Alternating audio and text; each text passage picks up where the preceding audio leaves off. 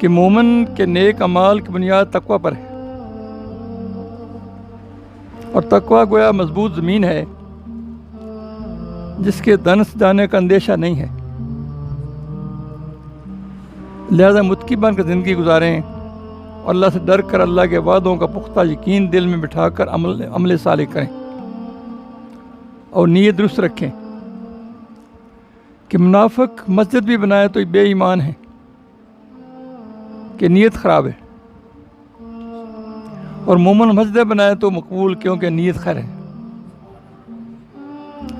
دیکھو کہ میدان میں مومن کافر لڑیں تو کافر کی جنگ فساد ہے اور مومن کی جنگ جہاد ہے، کیونکہ اللہ کا ہاتھ بکا ہوا ہے۔ مومن اللہ کا ہاتھ سودا پہلے ہو گیا نا، اللہ کے ہاں بکا ہوا ہے کہ اس کا ہر کام اسی رب کے لیے ہے۔ تو مخلص مومن بہت نفع میں ہے کہ اپنے جان و مال رب کے ہاتھ فروخت کر کے جنت تک سودا کرائے۔ اس ایت مبارک کا شان نزول یہ ہے کہ دوسری بیعت عقبہ کے موقع پر 70 صحابہ رضی انصار نے حضور پاک صلی اللہ علیہ وسلم کے ہاتھ پر بیعت کی۔ تو اس وقت حضرت عبداللہ بن رواحہ رضی عرض کیا، یا رسول اللہ پاک صلی اللہ علیہ وسلم، اب سمجھو جو چاہیں ہم پر شرط لگائیں، ہم کو منظور ہے۔ فرمایا تو بوقت بیعت نبی صلی اللہ علیہ وسلم نے تم میں پر 2 شرطیں لگاتا ہوں، ایک رب تعالیٰ کے لیے اور دوسری اپنے لیے۔ تو رب کے لیے شرط تو یہ ہے کہ رب تعالیٰ ہی کی عبادت کرو، اور اپنے لیے شرط یہ ہے کہ جو چیز تم لوگ اپنے لیے پسند کرتے ہو اپنے لیے پسند نہ کرو، میرے لیے بھی روا نہ رکھو۔ اپنے لیے شرط یہ ہے کہ جو چیز تم لوگ اپنے لیے پسند نہ کرو میرے لیے بھی روا نہ رکھو۔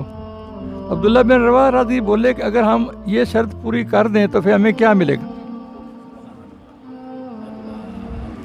تو فرمایا نبی صلی اللہ علیہ وسلم نے جنت ملے گی۔ بولے خوب یہ تو بڑے نفع کی تجارت ہے، ہم نے سودا کر لیا، اب ہم اس سے فسخ نہیں کریں گے، اس سودے کو اب توڑیں گے نہیں۔ تو بھلے لوگوں سوچو کہ تمہاری جان و مال بھی اب رب تعالیٰ ہی کی پاس ہی کی ہیں، اور جنت بھی رب تعالیٰ کی ہے، تو خریدنے والا بھی رب مگر بیچنے والے مومنین۔ تو میثاق کے دن سودا کر چکے ہیں، یا جو حضور پاک صلی اللہ علیہ وسلم کے ہاتھ پر بیعت کرتے وقت سودا کر چکے ہیں، اس لیے سے بیعت کہتے ہیں۔ بیعت میں نہیں بک جانا، بے سے نکلا ہے بیعت، بے میں نے بک جانا، یعنی بک جانا، فروخت ہو جانا۔ تو بیعت کا لفظ یہاں ہی سے لیا گیا۔ اب اس کی روشنی میں اے گروہ مریدین اپنی اپنی بیعت میں غور کریں اور یاد کر لیں کہ جنت صرف مومن کے لیے ہے، مومنوں کے لیے ہے۔ تو جنت کو قیمت بنایا مومنوں کی جان و مال کو، تجارتی مال کو، کیونکہ تجارت میں مال اعلیٰ ہوتا ہے، قیمت ادنا ہوتی ہے۔ مال مقصود ہوتا ہے، قیمت تابع ہوتی ہے۔ لہذا رب نے مومنوں کی جان و مال کو جنت سے اعلیٰ قرار دیا اور فرمایا ہے کہ جنت صرف انہی کی ہے بلا شرکت غیرے، اور مومنوں کی یہ ملکیت دائمی ہے، عارضی نہیں ہے۔ مومنوں کو خود جنت کا مالک کر دیا تو وہاں کی نعمتیں، حور و قصور، حوض و نہریں، باغات سب ہی کے 2 مالک ہوئے۔